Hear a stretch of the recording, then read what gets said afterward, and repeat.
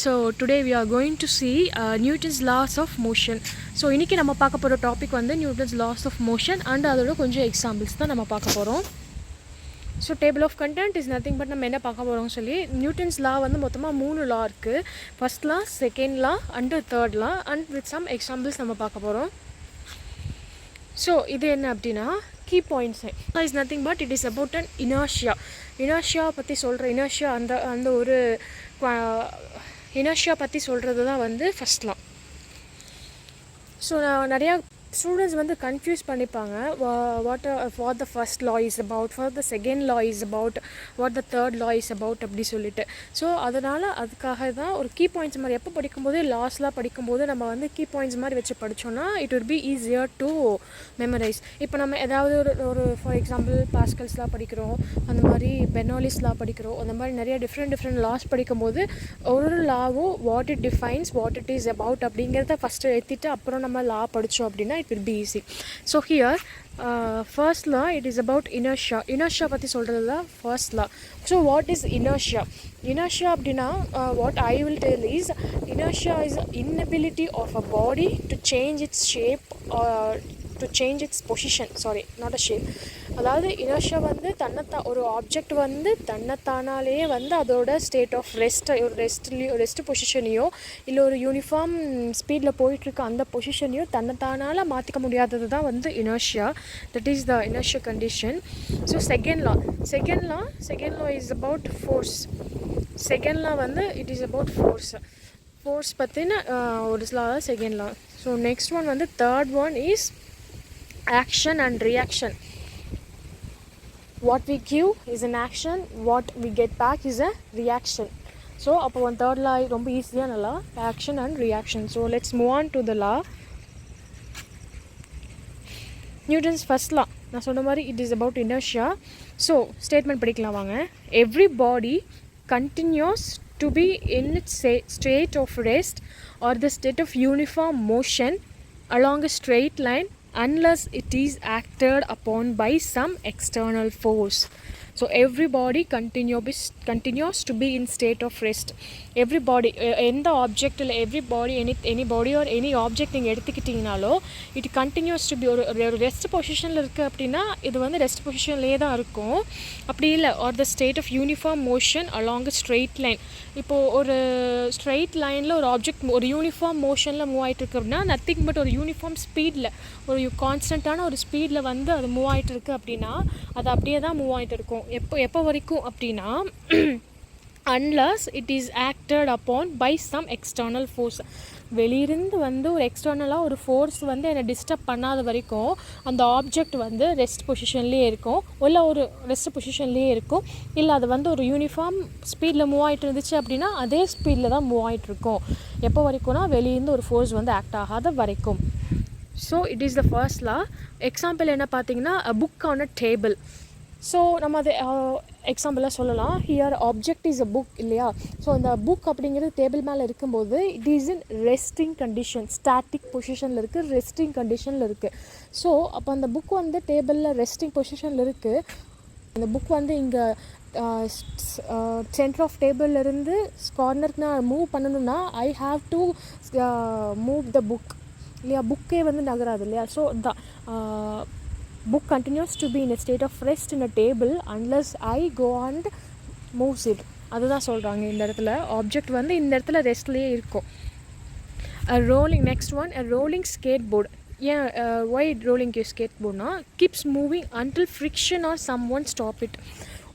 ஒரு ஸ்கேட்போர்ட் ரோலிங்கில் இருக்குது அப்படின்னா ஒரு ஃப்ரிக்ஷனாலேயோ இல்லை நானாக போய் அதை பிடிச்சி நிறுத்தாத வரைக்கும் it will continues its uniform speed, அதோட யூனிஃபார்ம் மோஷனில் மூவ் ஆகிக்கிட்டே இருக்கும் அப்படின்னு சொல்கிறாங்க. So these are the examples for the first law.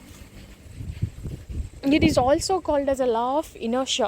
Inertia அப்படின்னா தன்னைத்தானாலே நகர்த்திக்க முடியாது, நான் என்ன பொசிஷனில் இருக்கனோ அதே பொசிஷனில் தான் இருப்பேன், அதுதான் வந்து inertia.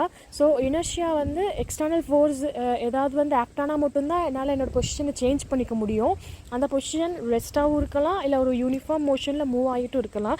So it thus first law is called as the law of inertia. So next Newton's second law. So what does Newton's second law talks about? So the force acting on a body is directly proportional to the rate of change of linear momentum of a body, and change in momentum takes place in direction of force. So this law is also called as law of force. F is equal to ma. So second law is very சிம்பிள்ங்க. இந்த ஒரு ஈக்குவேஷனை memorise பண்ணிக்கோங்க. F is equal to MA. Here force is equal to M into A. So most in physics வந்து நீங்கள் நிறையா இடத்துல பார்த்தீங்க அப்படின்னா த டெஃபினிஷன்ஸ் ஒரு சில டைம் த லாவோட டெஃபினிஷன் வந்து ஈஸியாக we can derive by memorising the ஃபார்முலாவை அப்படியே ஜஸ்ட் எக்ஸ்பேண்ட் பண்ணியிருப்பாங்க. அதுதான் அங்கே டெஃபினிஷனாக இருக்கும். த சேம் இயோ எஃப் இங்கே வந்து ஃபோர்ஸ் பற்றி நம்ம பேசிட்டோம். ஒரு பாடியில் ஆக்ட் ஆகிற ஃபோர்ஸ் எதுக்கு ப்ரொபோஷ்னலாக இருக்கும் அப்படின்னு சொல்கிறாங்கன்னா rate of change of linear momentum. மொமெண்டமோட சேஞ்சுக்கு with rate of change of linear momentum அப்படிங்கிறது இந்த இடத்துல change of linear momentum with time. ஒரு மொமெண்டம் டைமை பொறுத்து மாறுது, அதுதான் rate of change of linear momentum. So அப்போ நம்ம ஒரு பாடியில் கொடுக்குற ஃபோர்ஸ் வந்து rate of change of linear மொமெண்டம்க்கு ப்ரொபோஷ்னலாக இருக்குதுன்னு சொல்கிறாங்க. அந்த சேஞ்ச் இன் மொமெண்டம் எந்த பிளேஸில் எந்த டைரக்ஷனில் டேக் பிளேஸ் ஆகும் அப்படின்னா இந்த direction of force we are giving. எந்த டைரக்ஷன்லேருந்து ஃபோர்ஸ் கொடுக்குறோமோ அந்த டைரக்ஷனில் change of momentum will be there அப்படின்னு சொல்கிறாங்க. ஸோ இந்த லா வந்து பர்டிகுலராக it is discussing about force அப்படிங்கிறதால this law is also called as law of force. This law is also called as law of force. So அதனால் F is equal to MEங்கிற formula we are using. So next இந்த formula எப்படி வந்துச்சுன்னு ஒரு derivation பார்க்கலாம். So change of மொமெண்டம்னு சொல்லிட்டோம். Change அப்படின்னாவே அப்போ there should be two quantities இல்லையா, முன்னே இருந்து லாஸ்ட் அந்த மாதிரி. அப்போ வந்து இங்கே வந்து மொமெண்ட் சேஞ்ச் ஆஃப் எதை பற்றி பேசுகிறோம், சேஞ்ச் ஆஃப் மொமெண்டம் பற்றி பேசுகிறோம். ஸோ அதனால் there is a two momentum. First one is initial momentum pi and final momentum pf. So initial momentum pi no final momentum pf no we are describing இல்லைங்களா. அப்போ வந்து initial மொமெண்டமோட value வந்து m into u and final மொமெண்டமோட value வந்து m into v. Change in momentum அப்படின்னா change அப்படின்னா நம்ம என்ன பண்ணுவோம், subtracting the initial and final இல்லையா. ஸோ அப்போ del p is equal to pf minus pi. Substituting the values for pf and pi mv minus mu. அப்போது by Newton second நம்ம law என்ன சொல்கிறாங்க, ஃபோர்ஸ் வந்து directly proportional to the rate of change of மொமெண்டம்னு சொல்கிறாங்களா. So அந்த law நான் எழுதிக்கிறேன். Second law by second law this proportionality. அப்போது rate of change of momentum நம்ம என்னென்னு சொன்னோம், change of momentum with respect to time. So அதனால் change in momentum divided by டைம்னு எழுதிக்கிறேன், அதை ரிப்ளேஸ் பண்ணுறோம். ஸோ அப்போது வந்து நம்ம change in momentum by time, change in momentum தான் நம்ம இங்கே டெரைவ் பண்ணியிருக்கோம். mv minus mu divided by time is nothing but t. So அதை சப்ஸ்டியூட் பண்ணலாமா. அப்போது f is proportional to mv minus mu divided by t. So அப்போ proportionality நம்ம equal டுக்கு கன்வெர்ட் பண்ணும்போது we should introduce a proportionality constant. Here the proportionality constant is k. So அப்போது k வந்து இந்த இடத்துல ப்ரொபோர்ஷனாலிட்டி கான்ஸ்டன்ட் அண்ட் k வந்து equal to 1ன்னு எடுத்துக்கிறோம். So f is equal to m into v minus u divided by t. So நம்ம வந்து இந்த வெலாசிட்டி ஆக்சலரேஷன் இதெல்லாமே வந்து இட்ஸ் ரிலேட்டட் இல்லையா. இப்போ ஒரு டிஸ்டன்ஸ் இருக்குன்னா the rate of change of distance is speed, rate of change of speed is acceleration, nothing but rate of change of velocity is acceleration. அப்போது இந்த இடத்துல இங்கே velocity is changing with respect to time. அப்போது நம்ம அதை என்ன எழுதலாம், ஆக்சலரேஷனாக எழுதலாம் இல்லையா. ஸோ அப்போ acceleration a is equal to v minus u by t. அதை நம்ம இன்ட்ரடியூஸ் பண்ணுறோம். இப்போ we finally arrive at the formula f is equal to m into a. So that's all that is about for second law. Next third law example, second law oda example, kicking a soccer ball. This is a bowling ball.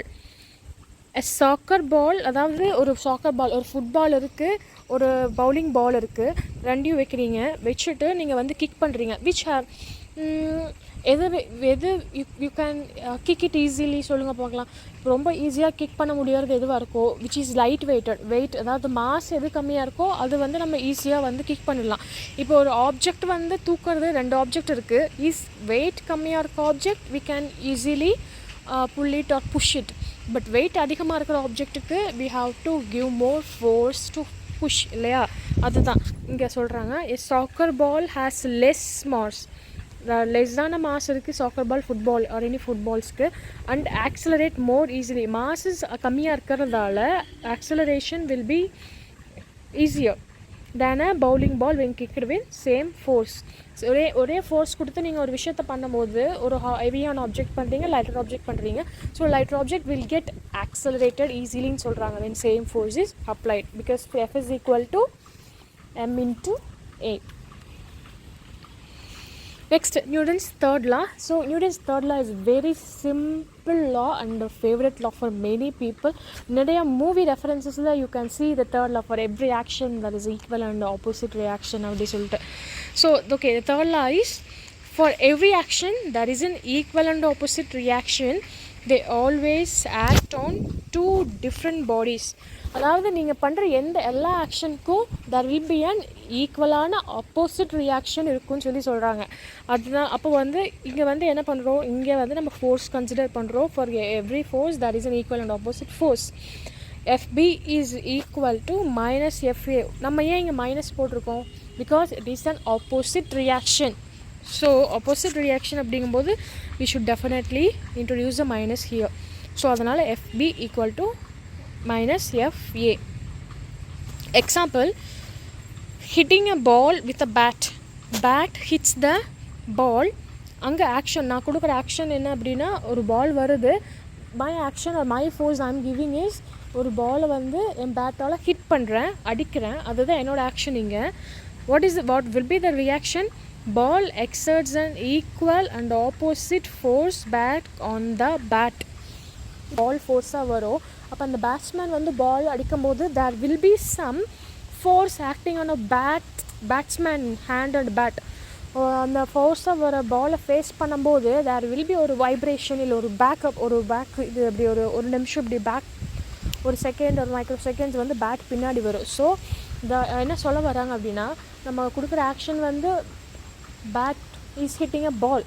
அப்போது reaction அங்கே என்ன இருக்கும் சொல்கிறாங்கன்னா, அந்த பால் வந்து equal and opposite reaction அந்த பேட்டுக்கு கொடுக்குன்னு சொல்கிறாங்க, which புஷஸ் the backward. So that's all. Today இன்றைக்கி 3 லா பார்த்துருக்கோம். Newton's first law, second law and third law. The first law is about inertia and the second law is about force and the third law is about action and reaction. So that's all for today's class. I hope you have learned something today. Thank you.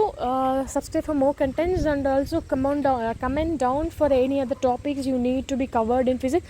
It can be any topics or laws or derivations, whatever it may be. If you comment, I will try to prepare a video for you. Yes, thank you.